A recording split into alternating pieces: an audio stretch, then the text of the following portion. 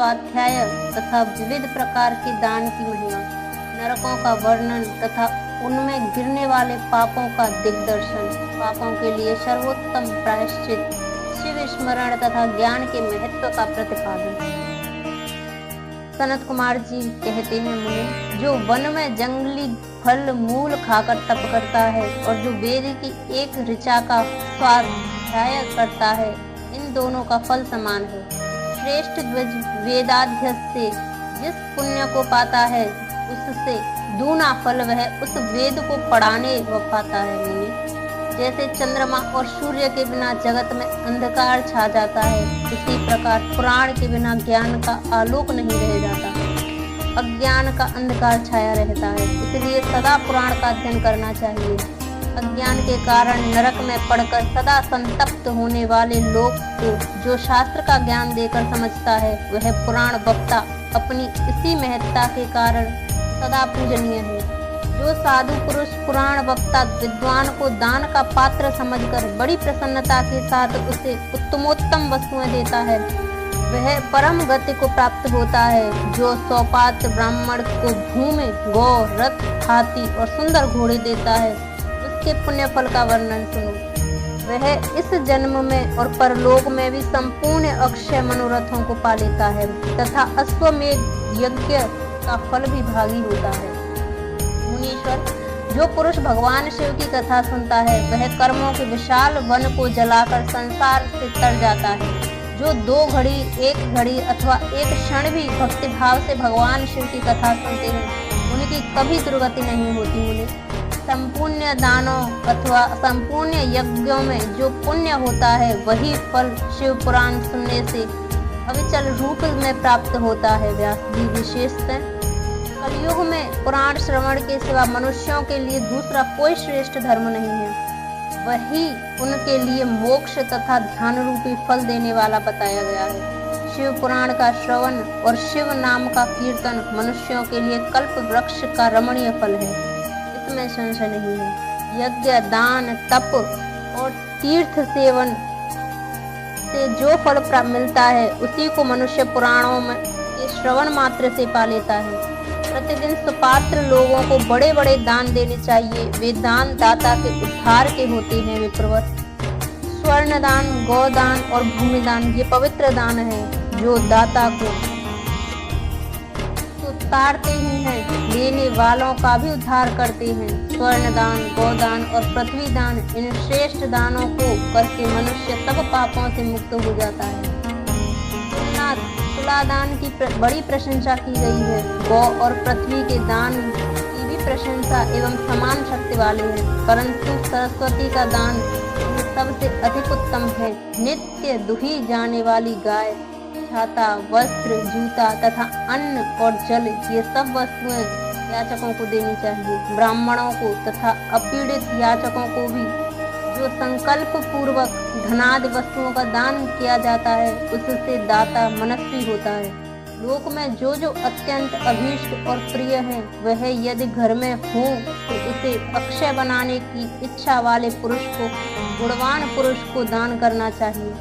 तुला पुरुष का दान सब दानों में उत्तम है। जो अपने लिए कल्याण चाहे, उसे तराजू पर बैठना और अपने शरीर से तौली गई वस्तु का दान करना चाहिए। दिन में, रात में, दोनों संध्याओं के समय, दोपहर में, आधी रात के समय तथा भूत, वर्तमान और भविष्य तीनों कालों में मन, वाणी और शरीर द्वारा किए गए सारे पापों को तुला पुरुष का दान दूर कर देता है।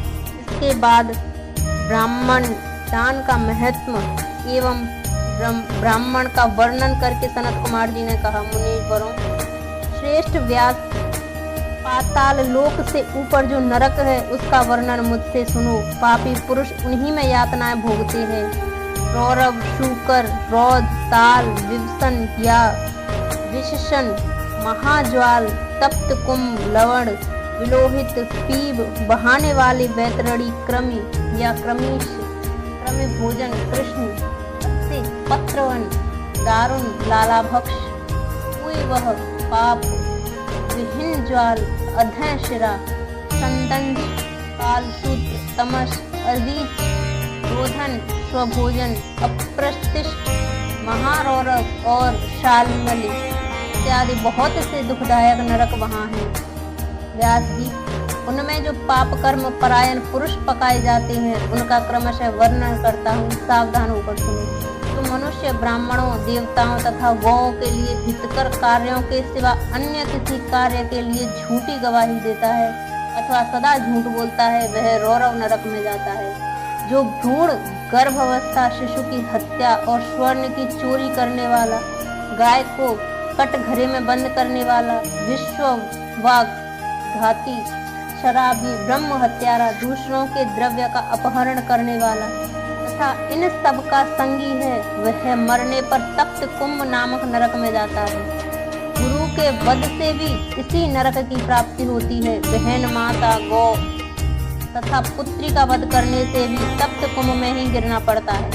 साध्वी स्त्री को बेचने वाला, अधिक ब्याज लेने वाला, कैश विक्रय करने वाला तथा अपने भक्तों को त्यागने वाला, ये सब पापी तप्त लोह नामक नरक में पकाए जाते हैं। जो नराधम गुरुजनों का अपमान करने वाला तथा उनके प्रति दुर्वचन बोलने वाला है और जो वेद की निंदा करने वाला, वेद बेचने वाला तथा अगम्य स्त्री से संभोग करने वाला है, ये सब के सब लवण नामक नरक में पकाए जाते हैं। चोर विलोहित नामक नरक में गिरता है। मर्यादा को दूषित करने वाले पुरुष की भी ऐसी ही गति होती है। जो पुरुष देवता, ब्राह्मण और पितृगण से द्वेष करने वाला है तथा जो रत्न को दूषित उसमें मिलावट करता है, वह क्रमिभक्ष नामक नरक में पड़ता है। जो दूषित यज्ञ, दूसरों को हानि पहुंचाने के लिए अविचारिक प्रयोग या हिंसा प्रधान तामस यज्ञ करता है, वह क्रमीश नामक नरक में पड़ता है।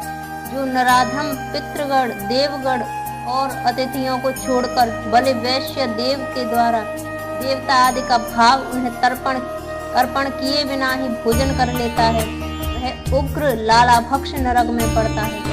जो शस्त्र समूहों का निर्माण करता है, वह भी उसी में जाता है। जो द्विज अत्यंज से सेवा लेता है, असत दान ग्रहण करता है, यज्ञ के अन्य अधिकारियों से यज्ञ कराता है और अभक्ष्य भक्षण करता है, ये सब के सब रोध रोग पूय वह नामक नरक में गिरते हैं। जो सोम रस को बेचने वाले हैं, उनकी भी यही गति होती है। यज्ञ और ग्राम को नष्ट करने वाला घोर वैतरणी नदी में पड़ता है। जो नई जवानी से मतवाले हो, धर्म की मर्यादा को तोड़ते हैं, अपवित्र आचार विचार से रहते हैं और छल कपट से जीविका चलाते हैं, वे कृत्य नामक नरक में जाते हैं। जो अकारण ही वृक्षों को काटता है, वह असी पत्रवन नामक नरक में जाता है। भेड़ों को बेचकर जीविका चलाने वाले तथा पशुओं की हिंसा करने वाले कसाई वहिन ज्वाल नामक नरक में जाते हैं।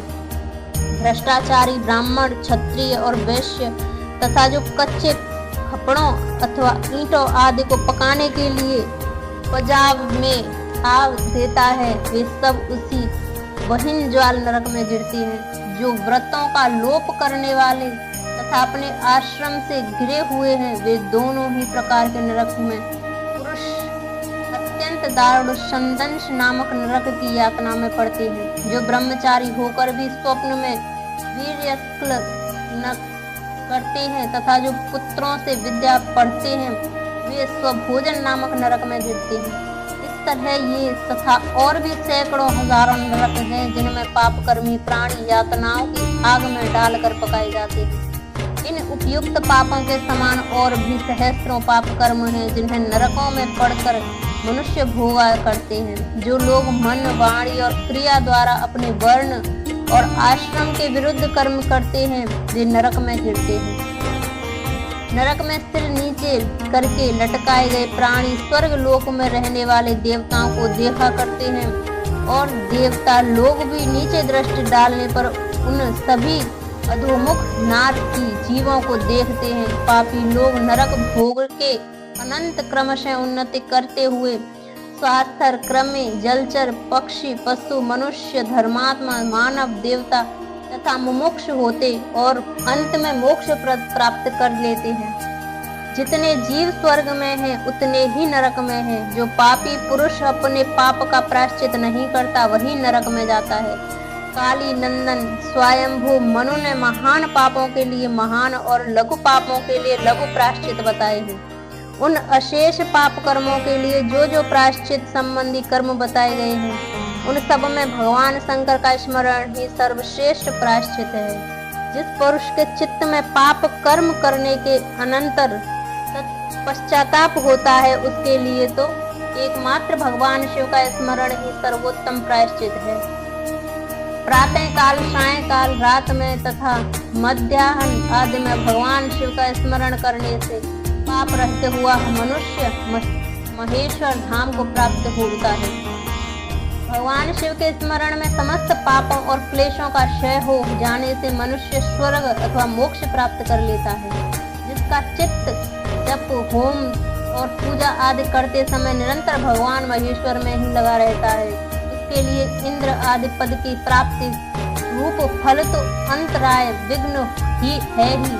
मुने, जो पुरुष भक्ति भाव से दिन रात भगवान शिव का स्मरण करता है उसके सारे पातक नष्ट हो जाते हैं, इसलिए वह कभी नरक में नहीं पड़ता। नरक और स्वर्ग ये पाप और पुण्य के ही दूसरे नाम हैं। इनमें से एक तो दुख देने वाला और दूसरा सुख देने वाला। जब एक ही वस्तु कभी प्रीति प्रदान करने वाली होती है और कभी दुख देने वाली बन जाती है तब यह निश्चय होता है कि कोई भी पदार्थ न तो दुखमय है और न सुखमय ही है। ये सुख दुख तो मन के ही विकार हैं। ज्ञान ही परम ब्रह्म है और ज्ञान ही तात्विक बोध का कारण है। यह सारा चराचर विश्व ज्ञान में ही है। उस परम विज्ञान से भिन्न दूसरी कोई वस्तु नहीं है।